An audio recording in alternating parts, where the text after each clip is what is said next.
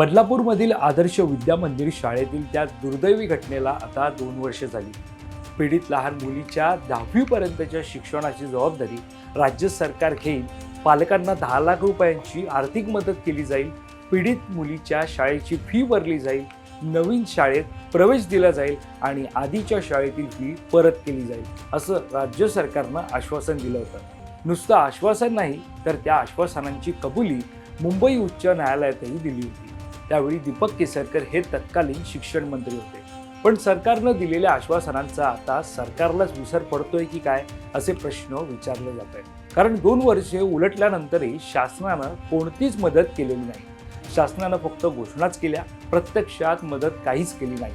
त्यामुळे पीडित चिमुकलीच्या वडिलांनी नाराजी व्यक्त केली आहे. धक्कादायक म्हणजे पीडित मुलगी आता पहिलीला जाणार आहे. त्यामुळे आता पहिलीची फी भरण्यासाठी शाळेकडून विचारणा झाल्यानंतर पीडित मुलीच्या वडिलांनी शिक्षण अधिकाऱ्यांशी संपर्क साधला.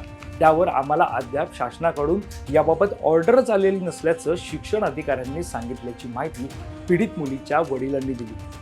शिवाय शाळेची थकलेली फी भरण्यासाठी शाळेकडून त्यांना वारंवार तगदा लावला जात होता. याबाबत मनसेचे सरचिटणीस संदीप पाचंगे यांनी माहिती दिली. खरं तर पीडित मुलीची गतवर्षीची थकलेली 32,000 रुपयांची फी स्वतःच्या खिशातून चेकद्वारे मनसेचे सरचिटणीस संदीप पाचंगे यांनी भरली. पण सरकारला त्यांच्या आश्वासनांचा विसर पडलाय का असा सवाल त्यांनी विचारला असून या गंभीर विषयाप्रकरणी राज्याचे उपमुख्यमंत्री एकनाथ शिंदे यांना पत्र लिहून जाब विचारलाय.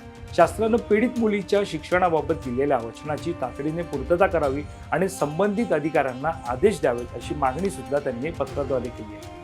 परिणामी शासनाला त्यांच्या आश्वासनांचा विसर पडलाय का की शासनाला विषयाबाबत गांभीर्य उरलं नाही असा प्रश्न आता उपस्थित केला जातो. आता थोडक्यात समजून घेऊयात नेमकी घटना काय होती. बदलापूर पूर्वेतील आदर्श विद्यालय या शाळेमध्ये एका 4 वर्षांच्या आणि एका 6 वर्षांच्या मुलीवर शाळेतील शिपाई म्हणून काम करणारा आरोपी अक्षय शिंदेने त्यांच्यावर अत्याचार केला. लघुशंकेला घेऊन जाऊन या मुलींवर अत्याचार करण्यात आला. 12 ऑगस्ट 2024 रोजी एका मुलीसोबत त्यांना अत्याचार केला. त्यानंतर दुसऱ्याच दिवशी 13 ऑगस्टला आणखी एका दुसऱ्या चिमुरडीवर त्यांना अत्याचार केला. या मुली शाळेत जायला तयार नसल्यानं त्यांच्या वैद्यकीय तपासणी करण्यात आली. त्यानंतर हा गंभीर प्रकार उघडकीस आला. दोन्ही पीडित मुलींच्या कुटुंबियांनी 16 ऑगस्ट 2024 रोजी पोलीस ठाण्यात धाव घेतली. मात्र गुन्हा दाखल करण्यास पोलिसांनी 12 तासांचा विलंब केल्याचा आरोप कुटुंबियांकडून त्यावेळी करण्यात आला. त्यानंतर या प्रकरणी लोकांमध्ये असंतोष निर्माण झाल्यानंतर अखेर आरोपी अक्षय शिंदेला अटक करण्यात आली. या घटनेनंतर आरोपी अक्षय शिंदेचा 23 सप्टेंबर 2024 रोजी एन्काउंटर करण्यात आला होता. तळोजा कारागृहातून रिमांडसाठी नेत असताना ही घटना घडली होती. दरम्यान या संदर्भातली अधिकची माहिती जाणून घेण्यासाठी तुम्ही माय महानगर लाईव्हला सबस्क्राईब करायला विसरू नका. धन्यवाद.